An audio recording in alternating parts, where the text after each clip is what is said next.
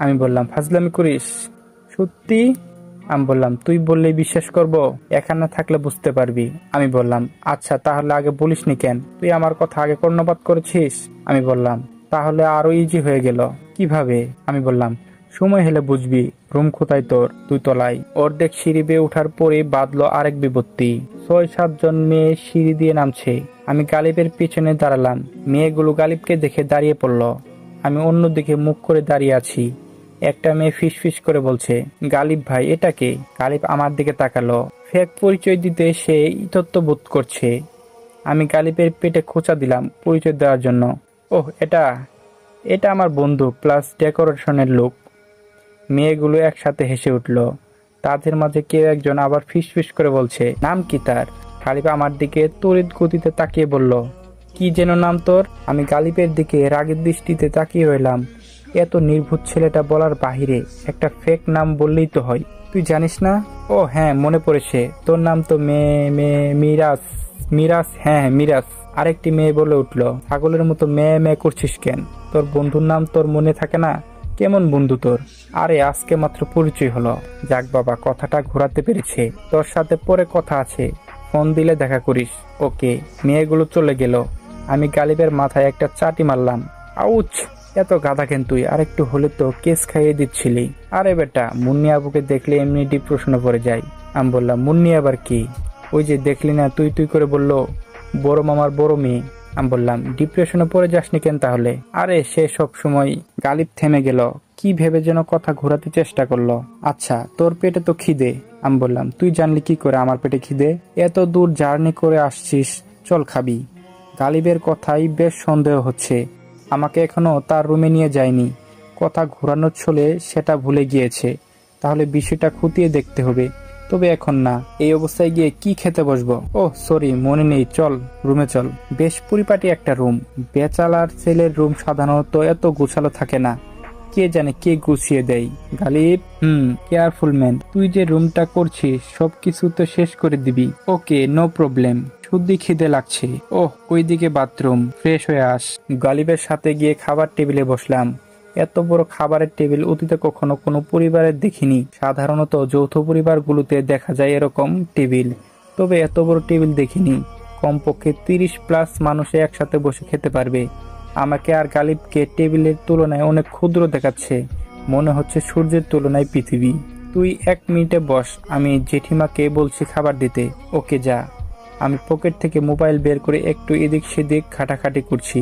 হঠাৎ লক্ষ্য করলাম আমার সামনে তড়িঘড়ি করে একটা মধ্যবয়সী মহিলা এসে বসলো। মাথার চুলগুলো আদো ঢাকা।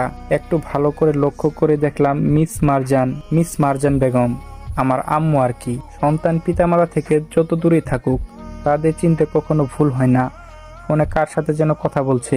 এই নীলিমা। উনার পিছনে ঘর থেকে উত্তর আসলো, জি খালা, প্রচুর খিদা লেগে আছে। 1 মিনিট। আমি আর চোখে মিসেস মারজানা বেগমকে লক্ষ্য করছি। ওরে বাহ, উনি তো এত ব্যস্ত, অপরিচিত একজন মানুষ তার বিপরীত পাশে বসে আছে, সেটা তার দেখার সময় নেই। একসময় গালিব এসে আমার পাশে বসলো। 1 মিনিটের ভেতর খাবার আসতেছে। আমি কিছু বললাম না। হঠাৎ আম্মু ফোন রেখে গালিবকে বলছে, কোথায় থাকিস তুই? সন্ধ্যাবেলা খুঁজলাম, পেলাম না তো। একটা জায়গায় গিয়েছিলাম।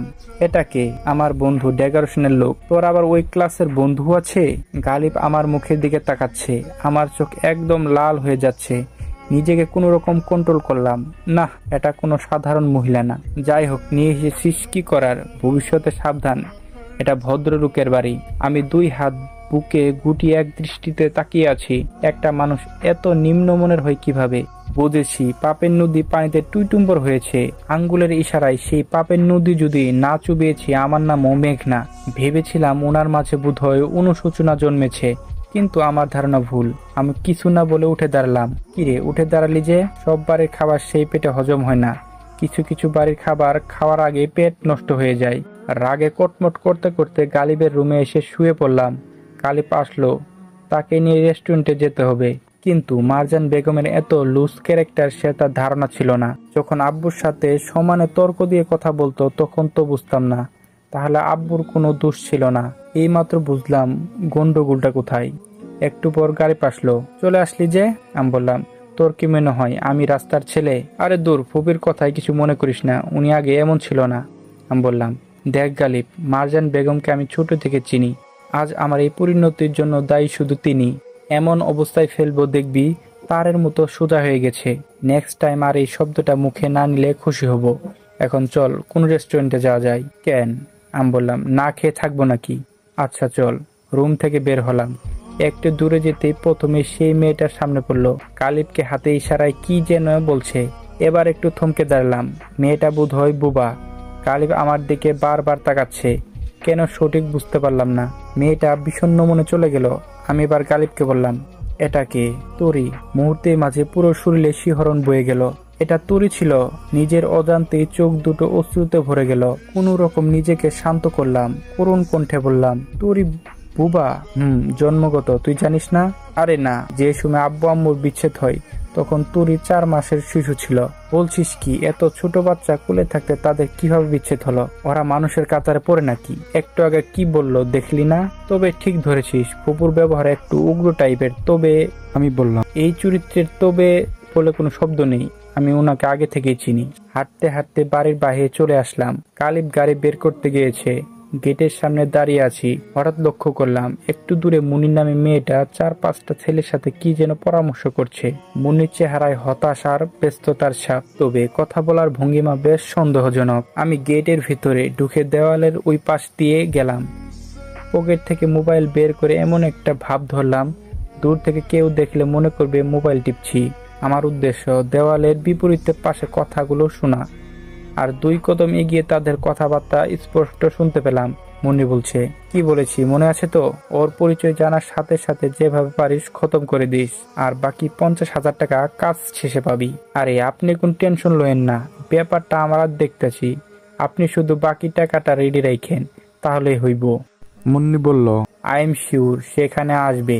আমার কাছে খবর আছে সে বাংলাদেশে এসেছে। কইলাম তো, ও যদি এখানে নাও আসে, ওরে যেখানে পামু পরিচয় জানার সাথে সাথে খেল খতম করে দিমু। Very good. গালিব ফোন দিচ্ছে বারবার। মনে হয় আমাকে না দেখে চিন্তায় পড়ে গেছে। আমি আস্তে আস্তে সেখান থেকে সরে আসলাম। গালিবের সাথে গাড়িতে বসে আছি। আমি পুরো স্তব্ধ হয়ে আছি। মার্ডারের পেনটা যে আমাকে নিয়ে হচ্ছে তা 70% শিওর। মনে হচ্ছে ফেক পরিচয়টা ছিল আমার সব থেকে বুদ্ধিমানের কাজ। একটু আগে মারজান বেগমের অহংকারী রূপটা দেখলাম, তখন যদি ছেলের পরিচয় দিতাম তাহলে কিন্তু মেঘ মেঘ বলে বিষয়টা অন্য পর্যায়ে নিয়ে যেত। এমন একটা ভাব ধরতো মনে হতো আমার অপেক্ষায় ছিল। আমার জন্য কেঁদে চোখের কোণে কালো দাগ পুড়িয়েছে। ফেক পরিচয় দেওয়াতে বুঝতে পারলাম তিনি কোন অবস্থায় আছে। আর তখন মুন্নির সামনে মিরাজ পরিচয় না দিয়ে মেঘ বলতো, তাহলে এতক্ষণে আমার ডেড বডি আশেপাশে কোথাও পড়ে থাকতো। এখন আমার প্ল্যান বি হিসেবে কাজ করতে হবে। নকল মেঘ উপস্থিত করতে হবে, আর সেটা কাল সকালে সারপ্রাইজ হিসেবে থাকবে পুরো বাড়ির সবার কাছে। মারজান বেগমের জীবন থেকে নিন্দা শব্দটা মুছে দিতে হবে। গালিবের কথায় ধ্যান ভাঙলো। পুপির ব্যবহারে মন খারাপ, সেটা অল্প অল্প। মন খারাপ করিস না, সব ঠিক হয়ে যাবে। আমি বললাম, শুন গালিব, আমার কাছে মনে হয় মা চরিত্রতা স্রষ্টার শ্রেষ্ঠ সৃষ্টি। মা বাস্তবে যতটা খারাপ হোক সন্তানকে কখনো বুঝতে দেয় না। পৃথিবীর সব সন্তানের কাছে মাই হলো পৃথিবীর শ্রেষ্ঠতম আদর্শ। কেননা তার মায়ের গোপনে করা অন্যায়গুলো দেখে না। তার মায়ের মাঝে অহংকার ভাব, হিংসা ভাব থাকলেও সে কিছু দেখে না। তার কাছে মনে হয় তার মাই পৃথিবীর শ্রেষ্ঠ আদর্শবান মানুষ। কিন্তু আমি এমন একটা অভাগা যে নিজের মায়ের খারাপ রূপটা দিনের পর দিন দেখে যাচ্ছি। কোথায় এর শেষ কে জানে? কোনোদিন কি দেখতে পাবো মায়ের ভালো রূপ? স্রষ্টার কাছে প্রার্থনা করি পৃথিবীর কোনো সন্তানই যেন মায়ের মমতা মাখা রূপ ছাড়া আর কোনো অন্য রূপ না দেখে। যতই ঘৃণা করি, এর থেকে কষ্টের বিষয় মনে হয় আর কিছু নেই। কে জানে তরিকে কিভাবে বড় করেছে? কি জানি বিয়েটা তরির ইচ্ছে মতো দিচ্ছে কিনা। আমি তো আমার কষ্টগুলো তোকে মুখ ফুটে বলতে পারি, কিন্তু তরি কিভাবে সহ্য করে সে তো চাইলে মুখ ফুটে বলতে পারে না। তরি ভালো আছে, তুই অযথা চিন্তা করিস না। আচ্ছা, তুই কেন এই সময় বলেছিস আনাজকে উপস্থিত করাতে? পারিস মেঘ সাজিয়ে সেই প্ল্যানটা কি করবি? কাল সকালে আসবে, তবে তার আগে আজকে রাতে কিছু কাজ করতে হবে। আবার কি কাজ? মার্কেটে চল, দেখতে পাবি।